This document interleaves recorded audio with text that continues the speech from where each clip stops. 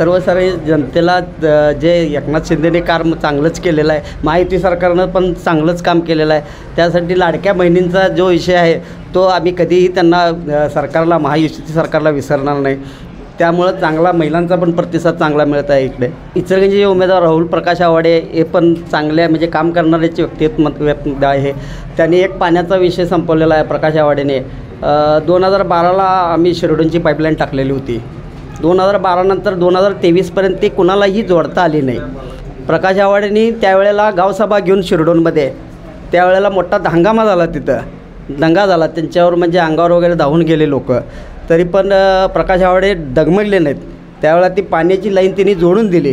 ती पाण्याची लाईन जोडून दिल्यामुळं, जुनी लाईन नवीन लाईनला जोडल्यामुळं जो पाण्याचा प्रश्न आता मिटलेला आहे, जवळजवळ 90% प्रश्न मिटलेला आहे. त्या आता लोकांना सुखासमाधानं आम्हाला पाणी मिळायला लागलं. याच्या आधी अशी परिस्थिती नव्हती. शिंदे सरकारने साहेबांनी जे महिलांच्यासाठी काम केलेलं आहे, लहान मुलींच्यासाठी शिक्षणाचा दर्जा दिलेला आहे, त्यांचे हे फी माफ केलेले आहे. ते कायमस्वरूपी अशीच त्यांच्या पाठीमागे राहावे आणि आम्ही पण त्यांच्या पाठीमागे आहे.